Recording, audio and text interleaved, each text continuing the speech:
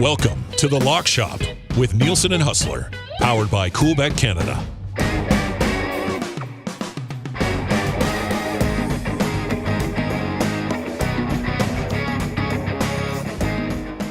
Happy Tuesday, everybody. Nielsen and Hus back with you inside the Lock Shop, and a little bit earlier than usual for our golf episode, but I've got a golf trip myself, which it's always a great golf trip to have on U.S. Open weekend, Hus, because we're following the leaderboard, we're getting back to the condo, we're watching it. I mean, it's a great week. What? Great week. Oh, I thought you were in the U.S. Open. I thought you qualified. No, not yet. I'm in the plane to L.A. this afternoon. No, whoever wins the Springboard Classic this weekend does get the automatic qualifier. Yeah, it's an exemption if I can get it done. So, hey, congrats to the Denver Nuggets. Hus, they got it done in 5 for us, which was nice. They didn't cover last night. I feel like they would have if they would have overturned that ridiculous foul that they called with about 4 minutes left. But in the end, the Nuggets get it done. The one where the guy got kicked in the nuts? Yeah. How do you review that and not say it's not a foul? Like I couldn't believe it. That was brutal. Yeah, that was a little sour. I know Pat and I were texting. We needed the assist for the triple-double. But Nuggets -2.5 for the series comes through. So basically for that lock shop partner parlay that's still there from the beginning of the series, we need the Panthers tonight. Yes, we need the Panthers to get this thing back to Florida, and then whatever happens, it doesn't matter. We needed the NHL series to go 6 or 7. So go Panthers tonight. Give us another game of hockey and give us another winner in the lock shop. Let's get right into it, man. We get the U.S. Open, and obviously there's a lot to break down here. It was really fun putting this board together. We've got a couple of exclusives that we're certainly going to have. We'll dive into some of those. Pat Gregoire from Coolbet joins us in this episode. U.S. Open time, Patty. And, I mean, tough to follow up what we just saw, though, at the Canadian Open with Nick Taylor, man. That was amazing. Oh, man. I had to hand over my passport because I was one of few people cheering against Nick Taylor in that playoff. Hus, I know you might have had a little bit of a happiness hedge there, but after all the chaos, of course, 100% happy, great moment. Would I have preferred a little more shekels in my pocket with a Tommy Fleetwood win? Yeah, maybe. But then again, just saw one of the most memorable moments and I want to ask you guys this, because there's a lot of debate going back and forth, like probably one of the best moments in Canadian golf history, but like where does this rank in Canadian sports history for you guys? Well, I mean, listen, there's a lot of things but I mean, is it in the mix for like one of the all-time great moments? Is it number one? No, but when you consider the drought, the drama, the way that he won it, the atmosphere in the crowd, which was like a Ryder Cup, President's Cup combined. Yeah. I mean, certainly we had Adam Scully on the show yesterday, and it is undoubtedly top 3 moment in Canadian golf. Yeah, for sure. You got Brooke winning in Saskatchewan, Mike Weir winning the Masters, and this. And I don't think that's going to be. It's not debatable. Those are the 3. Like yeah. But I mean, just the way that it happened. I mean, it'd be one thing if Tommy Fleetwood, missed an 11-footer and he tapped in and he won. It still would have been a big deal. But the theater of that 72-footer going in was an absolute all-timer. And I, like you, Pat, saw $500 just burning right in front of my face. However, long-term, we win, we lose, we have fun doing this. It'll just be another funny antidote when in 20 years we're talking about that putt from Nick Taylor at Oakdale in 2023. We mentioned that our guy Tommy is still a bridesmaid on the PGA Tour, and we're $500 poorer because of it. That being said, I have never been that happy after losing a bet than I was. It was impossible not to get sucked up in the moment. It was amazing. I was obviously thinking selfishly of myself, but I was also thinking of the lock shoppers. I know some of them were riding my pick after going. I could have got my back-to-back. Could have been, 3 in the last 5, dating back to that Jason Day pick that I threw out there casually as well. But we're going to get back on track, although looking at this board, fellas, like I wish I could just sprinkle everything. It's really hard to stay cool and bet responsibly here because, man, there's a lot of big names that jump out here, and it could go either way for me. Like, I feel like just because LA Country Club is something that we haven't seen before, there's mixed reports saying that this could be an untraditional US Open with a little bit of a higher score. But then you talk to some other people and they think it's going to be harder than a lot of people think. So it could be someone really down the board, or maybe it's one of the top guys that we usually see when it comes to the US Open, where it's just absolute carnage and wreckage out there. I think it's going to be somewhere in between. Hey, Patty, just quickly, before we completely move on from the Canadian Open, from a betting perspective, I have to imagine that the books were out of their mind happy when Nick Taylor made that putt. Like, I'm not sure there was a ton of action on Nick Taylor, but I think there was a ton of action on Tommy Fleetwood. I mean, Coolbet had a 25 out there, which was about as good as we were going to see. When you look at that field, I think, I mean, you tell me differently. I mean, I knew a lot of people that were on Tommy, and I would have thought that there would be a big time exposure for sports books if Tommy had actually come through with that win. Yeah, I think we had a decent amount on Nick Taylor actually to be the top Canadian, which obviously cashed out. For whatever reason, he was a plucky pick here. And I mean, when you look at the numbers, when you look at how he has played, he has been trending in the right direction. He has been having a pretty solid season. But with that being said, yeah, there were not many Nick Taylor to win the Canadian Open tickets by any stretch of the imagination. I know there was a lot of people that went against your advice, Hus, and it actually ended up being a little more of a sweat than we maybe imagined it to be. But a lot of people went head to head against the Canadians with that Rory bet, which I know you were saying you were going to take Rory versus the Canadians. Yeah. Rory versus the Canucks. So that one ended up being a little bit closer than expected. It was a sweat on Sunday, though, with Rory and how he finished. But yeah, certainly to say that the books were quite happy with the Canadian winning rather than Tommy Fleetwood, who, again, I know I'm giving myself a lot of credit for being close here. I think a lot of people were on him even before I threw out my pick on the lock shot. Well, you know, he, by the way, that Rory versus the Canadians, it was a bit of a sweat until we got basically to the back nine. I mean, that was a really, disappointing me. Rory showed at times just how good that he can be and, you know, rose up the leaderboard. And then here we are on Sunday. I wonder if that gets people off the scent on Rory coming into this. I mean, listen, I'll be honest. I'm not really looking very much at the top of the board for this one. I mean, I think you look at Scotty Scheffler at 7-1 and then everybody else. And I mean, Rombo's at 11-1. Brooks is at 13. Rory's at 15, which is as good of a number I've seen. The Coolbet's got a couple really good numbers as well. Cantlay at 18. I've seen him at 14 at some other books. But I'm sort of subscribing to what you had said, Pat, and maybe it's a little bit more wishful thinking. I mean, it's just tough to put so much of your bankroll into one player like a Scotty Scheffler at such a short number. And I mean, we're going to see what this course plays out. It sounds like it's somewhat quirky. There's not a lot of even lies on it. There's little wider fairways, which could be good for a couple guys that we'll mention of soon. But you're right. I mean, this isn't, I think, your traditional murderous US Open course. I think there'll be some things that actually do play into the hands of some players that maybe are a little less accurate off the tee, but have better short games and most importantly, dialed in irons and great ball striking. It's so crazy to try to poke holes in Scotty Scheffler's game because he, you know, when he's on, he is the best golfer on the planet. Yeah, he's having one of the best seasons ever. He's on every week. Strokes gained, right? Like, yeah.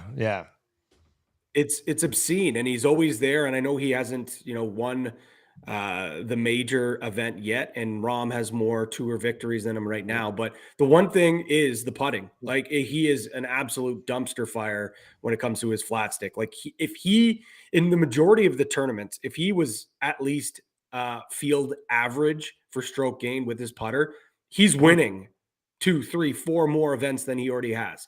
But that is the one thing that I think in a traditional US Open, your putting isn't going to be as important as your scrambling, as your approach, as finding the fairways. But here where maybe the short game comes into more of play than what we would expect with the putter.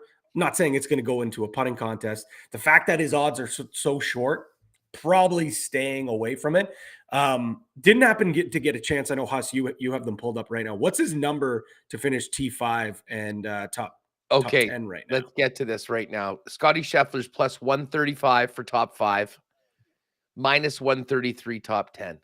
I can make an argument that top 5 bet, like you'd like to get it maybe a little bit better of a number. And I know it's really short in a field like this, in a tournament like this, but let's face it, all he does is finish near the top. And you talked about his stats, tee to green. Basically, before he puts the putter in his hand, he is number 1 on tour by such a significant margin.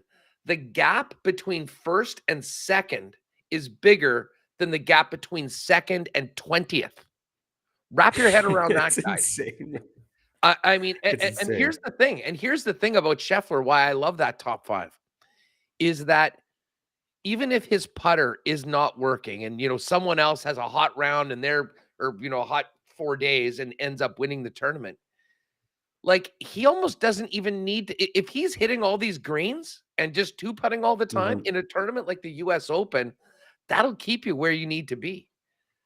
It's the big mistakes, it's the blow-ups, it's the holes that get away from you that I think can really be damaging. So, like if Scheffler stripes the ball the way he has been, even if his putter is, the bad version of Scotty's putter, which we've seen a lot lately, I still think he's top 5 just based on the way that he hits the ball.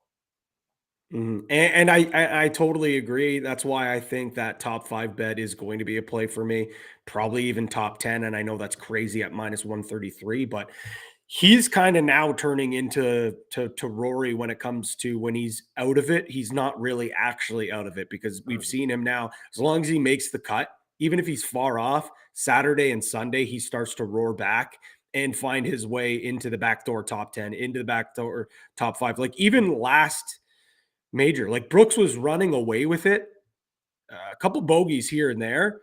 Like Scheffler's right in the mix there. He's now in the fight for, winning a PGA championship. But then again, when the numbers are so short, I could see why people are away and wouldn't want to touch that one. But for me, I'm not touching him to win. I'm certainly going to play that top 5 and top 10 number, though. One other way, Dusty, to maybe get a piece of Scheffler, if you don't want to swallow the 7-1 outright outside of the top 5, is to play that tournament Group A matchup. It's sort of like the WWE style elimination chamber matchup where they've got the 5 guys going at it. But it's all the big dogs. I mean, it's Scotty, it's Jon Rahm, it's Rory McIlroy, Brooks, and Victor Hovland. The odds for this one, and again, this is all there at Cool Bet, tournament Group A winner. Chef's plus 225, Rahm's plus 285, Rory 4-1, Brooks plus 415, and Victor plus 500. So, I mean, if you think that he'll be in the mix, at least beating those guys in the head-to-head matchup of the super elites, you'll get a significantly better number than top 5. The irony is that he could actually place top 5 and still lose to 1 or 2 of these guys if everyone lends up where they end up. But a few different ways to get on Scotty Scheffler if you don't want to hold your nose and plunk down on a 7-1 outright. Lots of ways to get at it, boys, which I think is what we love about betting on golf and how it's emerged here over the last few years. Patty, we talked about Scheffler here. Who are you on this week? Who are you going to ride with here this week? Who aren't you Might on? be quicker for me. That's what I was going to say. Who are you on the heaviest this week, Patty? I responsibly sprayed the board last night just looking at it, and I texted you. I'm like, okay, this is who I'm on. Oh, I just added this guy. Just added. Okay, now, but I'll break down who I have. Brooks Koepka, 13-1. This guy's arguably the best player on the planet right now. If he is on the PGA Tour, I think he is the outright favorite here. I think maybe you could see his number flipped with Scotty, or him being at least tied with Scotty at a 7-1 or an 8-1. And if you look at some other books, he's down to like plus 900, plus 1,000. But at Coolbet, it's 13-1. It's one of the better numbers, if not the best number I've seen. He's won the U.S. Open twice, won back-to-back in 17 and 18. We saw what he did at the PGA Tour. We saw what he did at the Masters. I think, obviously, it was a bit of a choke job at the Masters, but I think that was just the fact that he hadn't played big-time tournaments. Well, he proved that that was just a blip on the radar by pretty much dominating the PGA Championship. So at 13-1, I know it's a bit of a short odds, but for the best player on the planet, I'm going with Brooks. I think he is so back. I think also with the live possibly no longer existing next year, I think Brooks is going to be back, and he could be on a run here. I really do. Jordan Spieth at 28-1. When you talk about U.S. Opens, you talk about that creativity, Hus. Well, if there is a more creative golfer on the planet, I don't know if it is more than Jordan Spieth. Him and his caddy are always chatting, figuring out ways how to be crafty. The wrist injury is certainly a little bit of a concern, but he's been playing great even through that wrist injury, and it sounds like he is starting to heal up pretty well. And at 28-1, that's a number that I like. Max Homa, again, this is just me betting a guy that I bet, and if he was to win here, where he has the course record from college, he's a California guy. This is more of a narrative play, and I would kick myself in the ass if he wins here. And for the amount of money that I've spent on futures bets for Homa, it would not be good. Hey, think about when he won the Genesis and how emotional he was, like what that meant to him. The only way that gets better, I mean, obviously you could win a green jacket or whatever, but to become a major champion and do it in LA like he did at the Genesis, I know his numbers and his performance in the last month or so hasn't been as good as the way he started the year, but make no mistake, Max Homa has been focusing on these 4 days as probably the most important 4 days of his season and maybe his career. I'm sort of keen on that 33-1 too as a number that let's just say you don't want to forget it if you're putting a couple extra sprinkles on, because if he is in the mix, it will be the story. And hey, he's a fun guy to cheer for and to get behind as well. No doubt about that. And that's why I don't want to miss it. The FOMO will be real if that happens. Tyrrell Hatton at 35-1. He was just a stroke away from actually being in that playoff last week. He was lights out, and he's been lights out all season long, really. Third in total stroke gained on tour this year. Only Scheffler and Rahm, who are pretty good, have better numbers there. This is a guy, again, who just is super consistent. And I think at 35-1, it really doesn't make sense to me why these odds are there.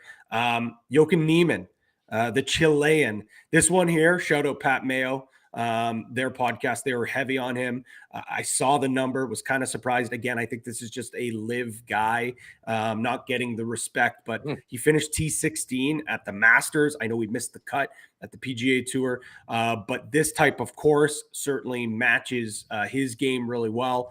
And for him to finish in the top 20, it's 2-1. So I like that one as well. And last but certainly not least, you're probably thinking, well, what about Victor Hovland? Where's your Vic Hovland bet? This is your guy. I left it for last because I bet this guy at 30-1 at the Masters when he was heating up. I bet him to win the next 3 majors. And there were 32-1. 30-1 and 29-1, I believe, for the Open. So didn't win, almost got that there. His odds have dropped significantly, although again, Coolbet's number at 18-1 is pretty solid here.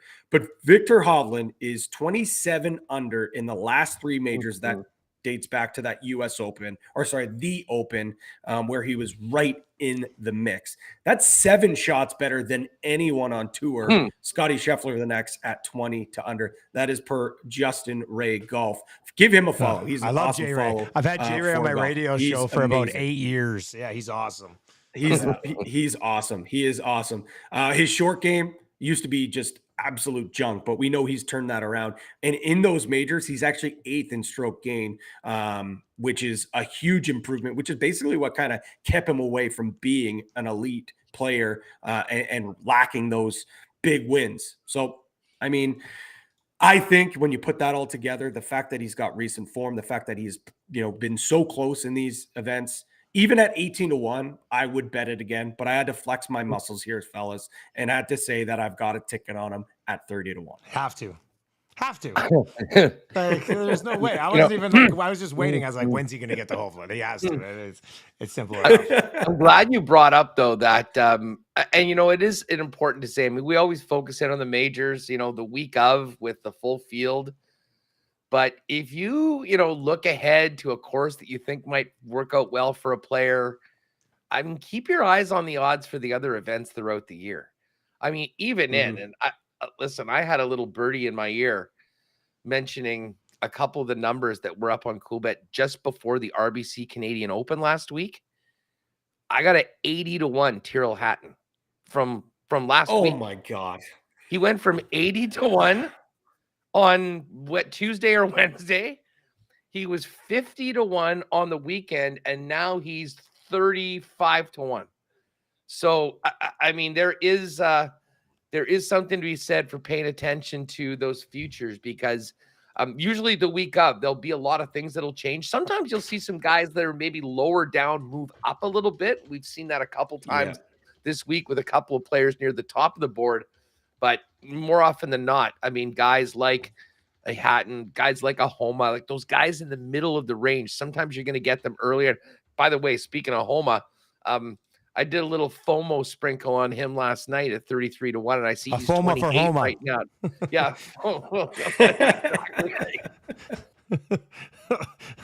Hus is coughing up a lung. He's going to get back there. I like that one. Okay, Greggy, I know we've got some exclusives that are posted here as well. One of them is up. The other one looks like it's up, but I don't see a number with it just yet. But Greggy's golf special, ready to roll. What are you on here, Patty? You guys were, I don't know if you were in my brain or what it was, but your guys' parlay, the Rose Xander Hatton was pretty close to what I actually wanted. So, and then of course, I won't get to all of them, but Koepka, Hovland, Hatton, three guys that I already talked about, all to make the top 20. We don't have a number on it just yet. But again, I already waxed poetically all about these three guys.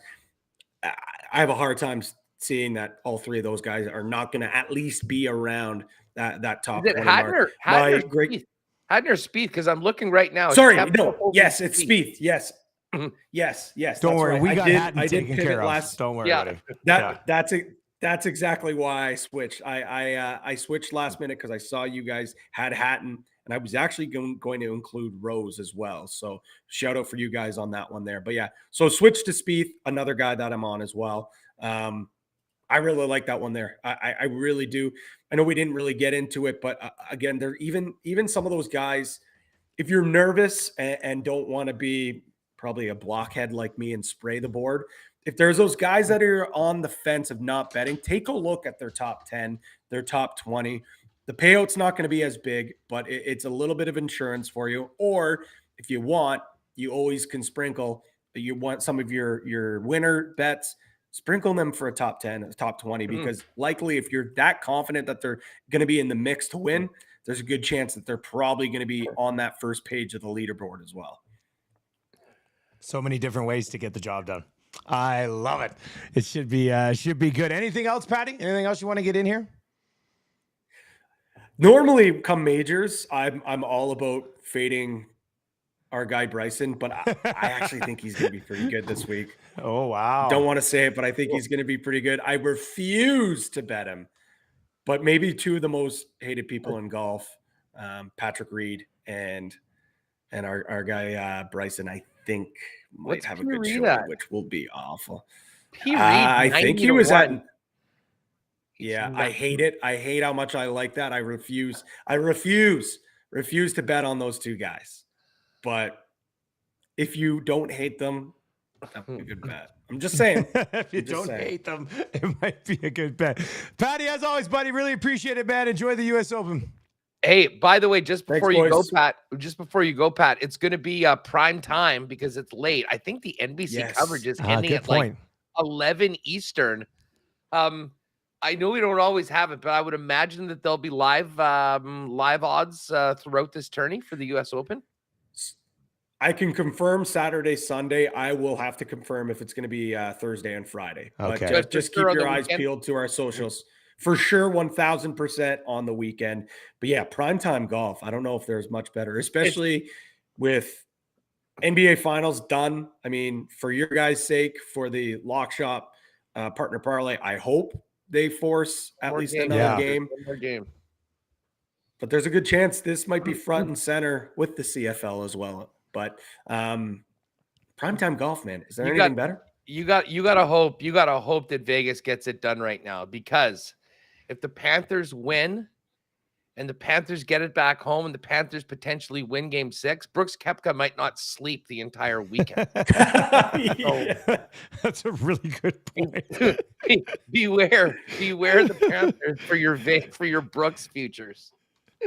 Damn, all right. Too good. Go Golden Knights. We'll see you later, man. There you go. Yeah, exactly. There you go. That is Pat Gregoire from Coolbet Canada. Find him on Twitter at @PGreggy. And that brings up our board here. And Hus, I know you've got some longer shots that you'll mention as well. But look at this. There's Tony Finau, smack dab in the middle of it. Had to go with your guy, right? Like, Hatton's been my guy for a month and a half. He's on my board. Hovland was with Patty. Of course you're with Tony Finau. Hey, it's major time. It's major time. West Coast, California, LA Tony, ready to go at LACC. You know, I mean, Finau has been, I mean, he still has won 4 times in the last 9 or 10 months. And I think, you know, with his recent performances, I used that term off the scent earlier, but I mean, Tony's been, like, even at the Masters and these other events this year, 20, 22, 24 to 1. So hanging a 40 on Finau at the U.S. Open, a tournament that I think, you know, historically really, you know, plays to his strengths. I mean, he's a big guy. If he does get it in the rough, he can get it out. His ball striking is great. His driving, I mean, listen, and when he's on, his driving is supreme, and that always puts him in a great spot. And he's also known to get a hot putter right now. So, I mean, to me, Tony's is an outright bet. I mean, do I think about a top 10 at plus 260? Sure. You know, he could also have a rough couple days and miss the cut, but I think that he is much like a Homa and a couple of these other guys. I think he's really identified this tournament as a glorious opportunity for him to get that first major championship. And, you know, his schedule's been set up to play well at this one. And as I say, he's my guy. it would not be a major, especially in a course, in a situation like this, if Tony wasn't on. And when I saw 40 to 1, I could not jump on it fast enough. You know what? Staying with, my other kind of longer shot, I stayed away from the short ones. I mean, I could give you a reason why Scotty Scheffler's going to win. I just couldn't stomach the 7 to 1. We talked about some alternate bets that you might want to get in there. And of the other players right now, I guess just with all the research that I've done, I think there's an argument that this is a little bit more of a wide open tournament than often when you're looking at, you know, a really small group of guys that can probably win it. So I'm going to take Justin Rose. One of the other things I think that is going to play very well for players is experience. You know, he obviously, I mean, has been a pro since he was 17 years old. He is a major champion. I mean, he has been and done it all. He's quietly had a great season this year. And I really thought that he was going to be right in the mix on Sunday at Oakdale. Came off it a little bit on the back 9, but his game is in form right now, Dusty. And, you know, he sort of has it all. And when it comes down, I think his experience maybe on making some smarter plays could really help him in this tournament right now. And at 50 to 1 with the way that he's playing right now, Feinberg made a great point. He said, you know what, all these major champions have been younger guys over the course of the last sort of, I don't know, year and a half, 2 years. Because of the unique nature of this course, this setup, you know, he was suggesting that, you know, maybe a more veteran player coming in that's still playing well might have a good lean on that. So I listen, I had Rose last week. I'm Also very nervous because a couple times this year I've had a guy 1 week, then gone elsewhere, and then he's won the next week. So he showed me enough. He's made the squad for the U.S. Open. Justin Rose at 50-1. But I think my shortest number on this one is Cam Smith. And Cam has sort of seen some of the spotlight from Liv go to Brooks Koepka. I'm sure he's completely fine with that. But he comes in as a guy that, sometimes his driver is a little wonky as far as like where it's going. I think these wider fairways, from what we're hearing, are going to play very well for Cam Smith. And I mean, once you're off the tee and in the fairway, I mean, who's got a better package of approach, short game, and putting than Cam Smith? I mean, I don't know if there is one. Yeah. I mean, Scotty Scheffler's better all around right now. Brooks is super clutch. But I'm telling you right now, if we were just throwing balls in the fairway and say, who do you want to play this ball right through to the hole? I'll consider Cam Smith long and hard. So at 30-1, I like the value on him. So I got a 30, a 40, a 50. And then, as I mentioned, Hatton, we'd all love to see Hatton win. He's 35 right now. But you would really love to see him win. Well, exactly. I mean, 80-1. And I mean, it still blows my mind that was literally 1 week ago that he was up at 80-1 and then just was sizzling for 3 of the 4 rounds at Oakdale right now. So those are the outrights. I do have a couple of other bombs. Couldn't resist. I heard the fellows talking as Pat mentioned about Neiman. Put a small sprinkle on him at 90-1. And then could there be a better story, Dusty, than Adam Hadwin getting trucked on the 18th hole, showing up in LA and winning the US Open? He's actually been playing really well lately. Now, again, this is a real long shot. And it's, but you know what? This is the year, man. We've had 4 Canadian winners so far. Hadwin's not in that group. Can you imagine that? Anyways, he's 200-1.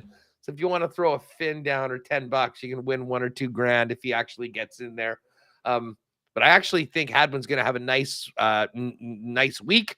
And I have put him in on our Make the Cut parlay, which we'll get to in a minute after you go through yours. Yeah, we've got our 2 parlays that are up there in the exclusive section over at coolbet.com. The Lock Shop is brought to you by our great partners at Coolbet. Of course, if you're watching on the live stream, make sure you subscribe to the podcast as well here on the Nielsen Media Coolbet Network. Look, Patty kind of laid out the case for Koepka a little bit earlier on. I'm doubling down on my strategy from the last one where you bet on Koepka in majors. Like that's it. There's not too much more for me to have to dive into here. I mean, the guy has been absolutely incredible. He never really makes a ton of bogeys. Like there'll be one sprinkled in here or there, but he's just as steady as they come. He's won the US Open a couple of times. I mean, he's a major monster. So you get him at 13-1 still. He should probably be on a shorter number in my opinion. So I like Koepka at 13-1. I'm going to get on Xander here at 20-1. Xander's been great in majors. Like he's got 5 top 18 finishes in a row. So he finds himself heavily involved in the weekend. He's number 13 on the tour in strokes gained putting so far this year. And Data Golf has this trending table.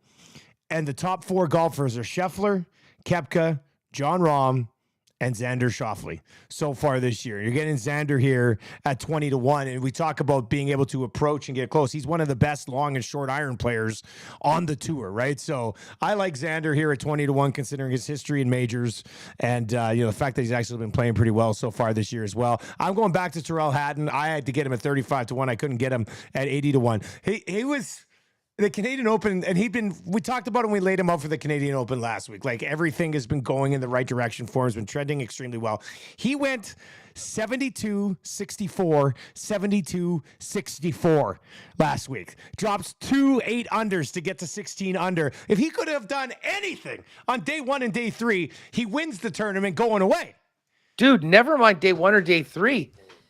He had a freaking double bogey in his 4th round. He was 8 under with a double. If that's a par, he wins the tournament by 1. And listen, you talk about ball striking. I mean, Hatton is right up there with the best. And he obviously was feeling his putter in 2 of the 4 rounds. We'll see how things go with the greens and this. I mean, things can shake up, but you want to talk about a guy that's in form that is dangerous right now? Absolutely, Tyrrell Hatton. And I think people have noticed that, and that's why that number is absolutely cratered from where it was last week. And then my bomb here, my long shot, it's going to be Keegan Bradley at 100-1. He's got 10 top 10s this season. Like 10 top 10s already this season for Keegan Bradley. Like, to me, as soon as I saw that, I was like, you're getting him at 100-1, and he's been consistently finishing in the top 10. Plus, at the majors this year, at the Masters, he was T23, and at the PGA Championship, he was also in the top 30. He was T29, and he finished T30 at the Memorial in his last start, but he fired a 78 on Sunday. Prior to that, he was in contention, and he just kind of pissed it away on Sunday. So, overall, I'm not a big Keegan Bradley guy, but at 100-1, with the consistency that he's shown so far this year, and he's played well in the 2 majors so far, I'm going to get on Keegan Bradley as a little bit of a longer shot at 100-1. Hus, our exclusives are up, aren't they? Yeah, they are. Yeah. Just quickly before we get to those exclusives, a couple of other interesting markets that are up right now. Top Australian. I was just talking about Cam Smith. Really neat. I mean, Jason Day's had this great year too. He's in the mix. Cam Smith plus 240, Jay Day plus 275. Adam Scott, who has been good this year. Haven't heard a lot about him. He's plus 425. Minwoo Lee 550, and Cam Davis at 7. But Top Englishman is fascinating. We've spent a lot of time talking about these guys because they were all here in Toronto last week. Hatton plus 215, Fitz plus 235, Rose plus 280, and Tommy Fleetwood plus 325. There's 5 other guys that started 18-1. That's a really interesting market between those 4 guys who we all saw play and play relatively well at Oakdale leading into this tournament. I do. Look, give yourself some time. It's actually really good that for the major, we're doing this on a Tuesday. Give you some extra time to get this episode in. Give yourself some time and go and dive into all of those markets available at coolbet.com. And when you are there, hop on the exclusives. We've got 2 up. We've got our Lock Shop Partner Parlay, which is a top 20. It's there, but the number isn't there just yet. So I'm assuming that means it's coming right away. But that'll be Rose, Xander, and Hatton in the top 20. And then we've got our Lock Shop Partner Parlay to make the cut. Tony Finau, Hadwin, Bradley, and Neiman. And that's P. Gregoire's contribution to it. That one, the number is up at 5-1 if you like them to make the cut. And Hus, I'm assuming that other number will be up here shortly. Yeah, for sure. I mean, I think they've just put it in. They're probably running the numbers or whatever. But I mean, just for comparison, Greggy's golf special, Koepka, Hovland, and Spieth, top 20, that's 8-1. And we've got Rose in there and Hatton in there, who are longer odds than those 3 guys. So I think we're going to have a pretty good number. Yeah, this is probably going to be somewhere between 12 and 15, maybe. I think our one last time was 15-1 for the Canadian, and we were in the mix on it. But yeah, check that out at the exclusives. It's under the US Open exclusives, and they've got a few for Cool Bet's own Taylor Pendrith. Pendy was pretty good on at the RBC as well. 300-1. You want to take a real swing at a long shot? Let's roll with Pendy. 300-1. Here's an interesting one though. Any Canadian player in the top 10 minus 200. So I mean, you want to put a couple of hundred to win 100 and just see you got the entire field. We'll see. Any Canadian player top 5 plus 305. Plus 195 for any Canadian in the at plus 195. The one thing that I actually didn't look, and just quickly, we should touch on this, just considering what a great week it was for Canadian golf. Do we have a top Canadian number here? Yes, we do. All right, here are the odds for the top Canadian. So Corey Connors, 2-1.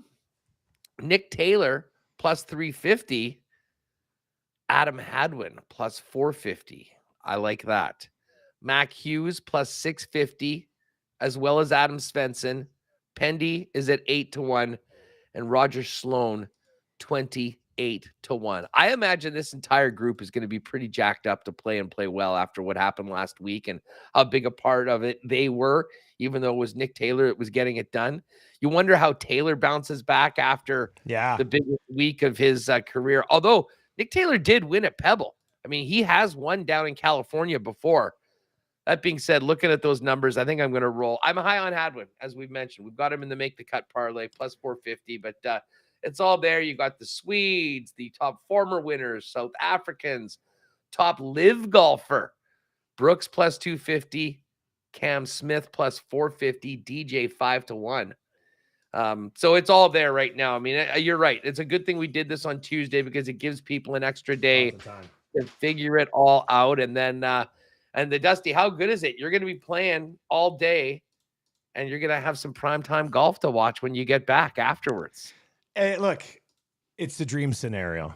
It's the dream scenario. Like, even if, and where we're going is supposed to be like pretty rainy at certain times over the next 4 or 5 days, but it doesn't matter. We'll just sit inside, have some drinks, and watch the U.S. Open, buddy. So there's no downside here. There's no downside. It's just a matter of how awesome it'll end up being, and hopefully it's awesome enough to end with one of us hitting a winner. No Shoffley and no Rom on the card this week for us. So we'll see. Although that top 5 for Scheffler does seem pretty intriguing, actually. I'll probably get in on that one as well. It's going to be a fun week at the U.S. Open. There's no doubt about that. Now, we are going to do an episode on Friday. I will be in Radium, but we've got some time Friday morning, so we'll give you our CFL picks on Friday. The Thursday night CFL pick, we will tweet out from the Lock Shop Twitter account, so make sure you find that at Lock Shop Bets. A couple days to get ready for CFL Week 2, Hus. Yeah, exactly. And just, I mean, again, we'll tweet out the pick for Thursday, but right now, Calgary's 5-point favorites in Ottawa against the Red Blacks. That's the Thursday game. And the other 3 games right now, Bombers laying 6 on the road in Saskatchewan against the Riders. BC laying 7 at home against the Elks. And then the Sunday game, a 1-point spread, Ticats and Argos. Kind of feels like Labor Day, man, in June with the Bombers and Riders and the Ticats and the Ticats and Argos. But it should be great. We'll tweet the pick on Thursday, as well as maybe a few additional last-minute wagers. Follow at Lock Shop Bets. Maybe fire out a couple things on Wednesday, last minute for the tournament, some more exotics. And then, Friday, we'll put together our picks for Bombers, Riders, Elks, Lions, Ticats, Argos, and who knows, maybe we'll even have a hockey game on the weekend, but unfortunately, I think that might be over tonight.